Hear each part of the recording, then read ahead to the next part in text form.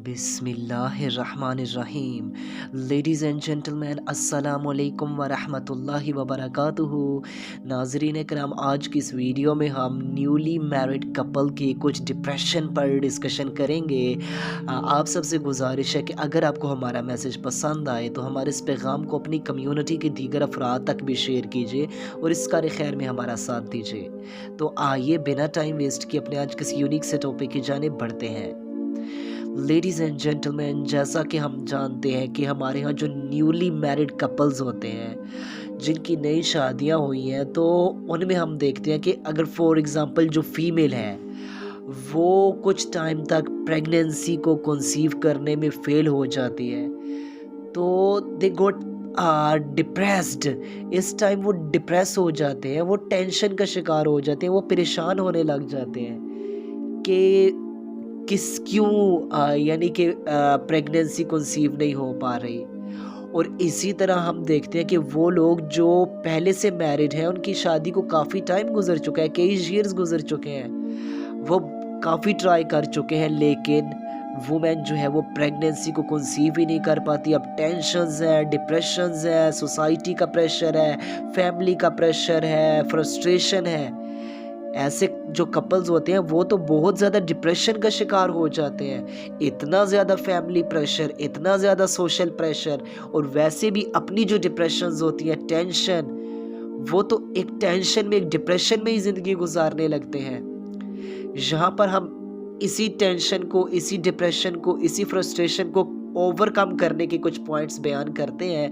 First of all तो आप देखें, जैसा कि आपकी शादी को कई साल गुजर चुके हैं, the women is failed to conceive pregnancy, तो आप किसी अच्छे फिजिशियन से रिकमेंड कीजिए, आप किसी अच्छे गायनेकोलॉजिस्ट के पास जाइए, आप अपने डाइट प्लान पर काम कीजिए, आप नेचुरल फूड्स की तरफ आइए। अब वो जो गायनेकोलॉजिस्ट, वो जो फिजिशियन आपको जो टिप्स दे रहा है, जो वो मेडिकेशंस दे रहा है, जो वो ट्रीटमेंट्स बता रहा है, आप उसको फॉलो कीजिए। लेकिन दूसरी जानिब आप ये भी ज़हन में ज़रूर रखिए कि अपने आप को स्पिरिचुअली भी स्ट्रॉन्ग कीजिए, अपने आप को स्पिरिचुअली भी स्ट्रॉन्ग कीजिए और होपलेस ना होइए, किसी भी सूरत में होपलेस ना होइए, क्योंकि ना उम्मीदी, मायूसी, ये तो शिर्क है ना। आप होपलेस ना होइए, अपनी बॉन्डिंग अल्लाह ताला के साथ स्ट्रॉन्ग बनाइए, कुरान करीम की रिसाइटेशन कीजिए, उसको समझकर पढ़ने की कोशिश कीजिए, अल्लाह ताला से दुआएं मांगें, सजदों में दुआएं मांगें कि ऐ अल्लाह हमें नेक औलाद अता फरमा। तो वो मालिक है, वो क्यों नहीं आपको औलाद अता करेगा, ज़रूर वो औलाद आपको अता करेगा। बस अपना फेथ, अपना ईमान स्ट्रॉन्ग रखिए, उससे मांगते रहिए और कुरान से रिश्ता मजबूत बनाइए। ये ऐसी किताब है जो आपको किसी भी सूरत में डिप्रेस नहीं होने देगी, ये आपको दिलासे देगी कि don't worry, don't worry, don't worry. Her stage पे, चाहे आपकी लाइफ में जितनी भी डिप्रेशंस आएंगी, ट्रॉमास, चैलेंजेस आएंगे, ये वो किताब है जो आपको मोटिवेट करेगी, आपको डिप्रेस नहीं होने देगी।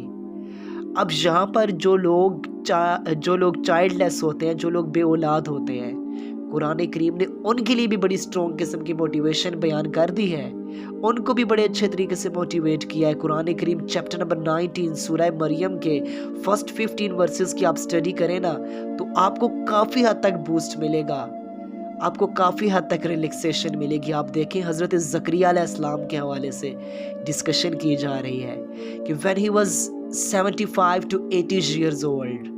अब आप सब जानते हैं कि 75 to 80 ईयर्स ओल्ड मैन जो होता है वो अपने बुढ़ापे में पहुंच चुका होता है, फुली बुढ़ापा होता है। लेकिन हज़रत ज़करिया अलैहिस्सलाम देख रहे हैं बनी इसराइल में कि लोग कहीं इनके जाने के बाद अल्लाह ताला के सिस्टम में तब्दीलियां ना कर दें, अल्लाह ताला के निज़ाम में तब्दीलियां ना करें। आपको एक फियर महसूस होने लगा, तो आपने दुआ की कि ऐ मेरे मालिक, अगरचे मैं बूढ़ा हो चुका हूँ, मेरी हड्डियाँ कमज़ोर हो चुकी हैं, मेरे मालिक तू मुझे औलाद अता कर दे। बिकॉज ही वॉज चाइल्डलेस, आप बे औलाद थे। आप अल्लाह ताला से दुआ मांग रहे हैं, 80 ईयर्स ओल्ड हो चुके हैं, कह रहे हैं ऐ मेरे मालिक मुझे औलाद अता कर, जो मेरी कल को वारिस जाकर बने, जो तेरे दीन का बोलबाला करे। अल्लाह ताला ने दुआ कबूल कर ली। اتنے دل سے دعا مانگی تھی، اللہ تعالیٰ نے حضرت زکریا کی دعا قبول کر لی۔ حضرت یحییٰ علیہ السلام کی بشارت آ جاتی ہے کہ اے زکریا، آپ کو عنقریب ایک لڑکا عطا کیا جائے گا جو آل یعقوب کا وارث بنے گا۔ حضرت زکریا علیہ السلام اب خود دعا کی اور آگے سے شوق بھی ہو گئے کہ اے میرے مالک، میں تو بوڑھا ہو چکا ہوں، میری ہڈیاں کمزور ہو چکی ہیں، میرے پاس فزیکل پاور نہیں رہی، اور میری بیوی، میری وائف جو جوانی میں پریگنینسی کو کنسیو نہیں کر پائی، تو اب وہ کنسیو کر پائے گی۔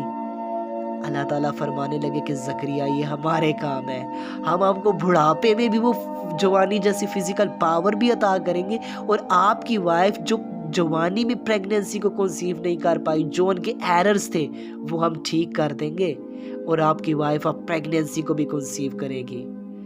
حضرت زکریا علیہ السلام نے فرمایا کہ اے میرے مالک، اس کی نشانی کیا ہوگی جب میری وائف پریگننٹ ہو جائیں گی؟ اللہ تعالیٰ نے فرمایا کہ زکریا، آپ 3 دن تک بول نہیں سکیں گے، آپ دل ہی دل میں میری تسبیح بیان کرتے رہیے گا، بس یہی آپ کی طرف سے شکر گزاری ہوگی۔ اس کے بعد حضرت زکریا علیہ السلام کے ہاں بیٹے کی ولادت ہوتی ہے، بیٹا ان کے ہاں ہوتا ہے حضرت یحییٰ علیہ السلام، جو نبی بن کر آتے ہیں۔ اللہ تعالیٰ نے ایک عظیم، ایک فرما بردار بیٹا عطا کیا۔ اب ان کی دعا جو تھی، ان کی دعا ہی کچھ ایسی تھی، آپ دیکھیں، اولاد اگر آپ مانگتے ہیں تو آپ اللہ تعالیٰ سے یہ کہیے نا کہ اے میرے مالک، میں چاہتا ہوں جو تیرے دین کا، تیرے قانون کا، تیرے سسٹم کا دنیا میں بول بالا کرے۔ ہمارے ہاں دعائیں کی جاتی ہے کہ ہم تو ملٹائی نیشنلز کی سلیوری مانگتے ہیں۔ ہم تو حضرت زکریا کی طرف دیکھیں تو انہوں نے تو کوئی امریکہ کی غلامی نہیں مانگی تھی، اپنے دور کی سپر پاورز کی غلامی نہیں مانگی، اپنے دور کے ملٹی نیشنلز کی سلیوری نہیں مانگی، بلکہ لیڈرشپ مانگی ہے کہ جو تیرے قانون کو نافذ کرے، جو تیرے دین کا بول بالا کرے۔ عظیم لیڈرشپ مانگی اپنے بچے کے لیے، تو اللہ تعالیٰ نے عظیم بیٹا عطا کیا۔ تو آپ بھی ڈپریس مت ہوئیے، جو مالک حضرت زکریا کو بڑھاپے میں اولاد دینے پر قادر ہے، تو وہ آپ کو بھی اولاد دینے پر قادر ہے۔ آپ اپنا ٹریٹمنٹ کراتے رہیے، اللہ تعالیٰ سے کنیکشن سٹرونگ رکھیے، قرآن سے کنیکشن کو سٹرونگ رکھیے، دعا مانگیے اللہ تعالیٰ سے۔